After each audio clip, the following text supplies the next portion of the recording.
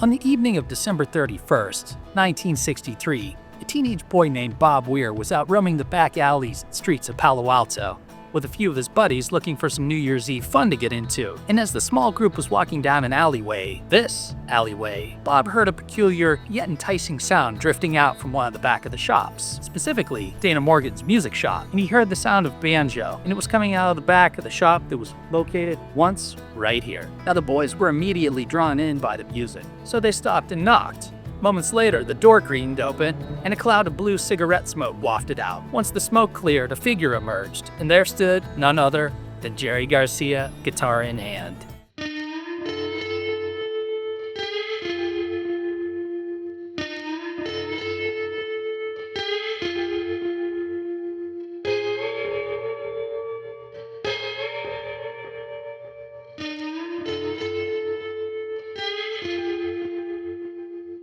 Now, even though he was only 16 years old, Bob Weir felt comfortable around the older Garcia, who was 5 years his elder. Jerry Garcia was hip, funny, and could walk the walk. But above all else, Bob was enamored with Jerry's guitar playing skills and musical knowledge. And even though Bob came from an affluent family up in Atherton, he would still see the older Garcia playing shows at the top of the tangent, and the two quickly became friends, solidifying their friendship by way of music. And then there was this whole other cat who Garcia knew, who worked right here at Dana Morgan's Music.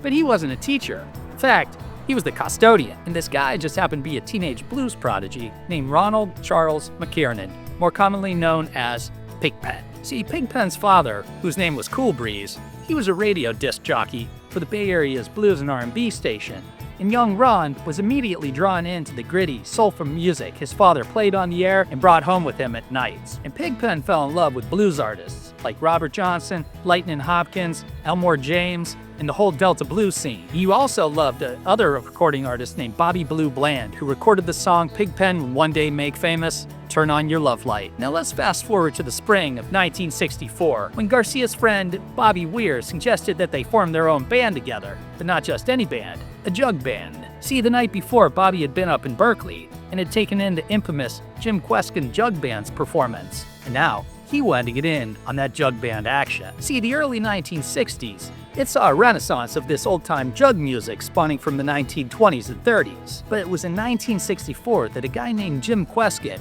well, he made it cool again. This zany up-tempo music is played on washboards, kazoos, and of course, empty jugs, along with more conventional instruments. So the thought of starting a jug band appealed to Garcia, and he went out and recruited his buddy Pigpen from Dana Morgan's to join the group. He also recruited 3 of his other buddies, one who included future Grateful Dead sound engineer Bob Matthews. And I point this out because it's important. Matthews' stint in the band didn't last long, because Matthews didn't have any background training or experience being in a band.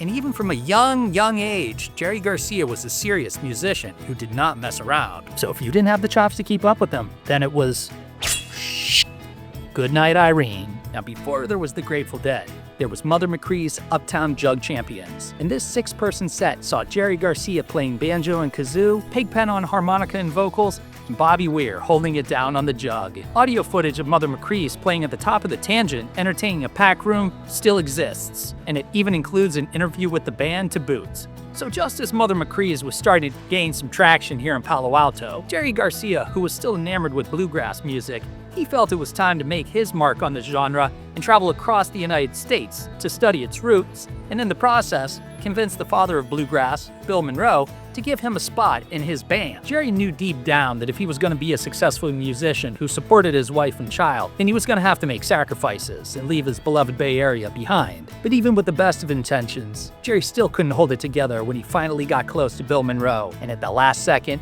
he lost his nerve and never asked for that audition. Now, after weeks of being on the road, Jerry had to get real with himself. He knew he could never support his wife and child back in the Bay Area playing in pickup bluegrass bands. There just wasn't a scene or a call for it at the time. So Jerry packed up his dreams and beat feet back to the West Coast, his adventure coming to an uneventful end. But upon his return to California, Jerry found a new adventure when he took up brief work as a transcriber for the infamous comedian Lenny Bruce, and was currently under the microscope of the US government for using profanity in his act. And that wasn't the only bit of good fortune that Garcia had coming his way. Recently, his buddy over at Dana Morgan's music shop, Pigpen, has been in his ear about swapping out their acoustic guitars and plugging in for some electric blues jams instead. And it was Pigpen's idea to start the electric blues band modeled after the Rolling Stones, who at the time played these hopped-up blues classics with a rock and roll beat.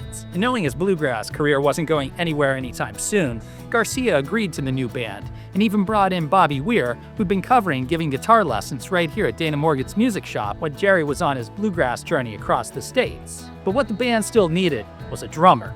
So Jerry reached out to the drum instructor here at Dana Morgan's and brought him into the fold. Now the teacher was a kid named Bill Kreutzmann, who at 17 years old had already made a name for himself drumming in jazz bands around the peninsula here. Now Kreutzmann, he and Garcia had apparently crossed paths while playing in various pickup bands, and Garcia could tell right from the start that Bill was an expert timekeeper and trusted musician. And to round out the group, playing bass was none other than Dana Morgan's own son, Dana Jr. Having the boss's kid in the band worked out for Garcia, because by keeping Dana Jr. around, they pretty much had access to all the instruments and equipment that they needed from right inside here. Plus, they had practice space in the very front of this store where I stand today. Ditching the kazoos and the washboards, this new band carried a new sound, and Mother McCree's Uptown Jug champions quickly changed their name to the Warlocks. And on the afternoon of May 1st, 1965, the group left right here at Dana Morgan's Music, loaded up their band equipment into Bill Kreutzmann's car, and set off up the road to play a small show at a little pizza parlor named Magoo's in Menlo Park.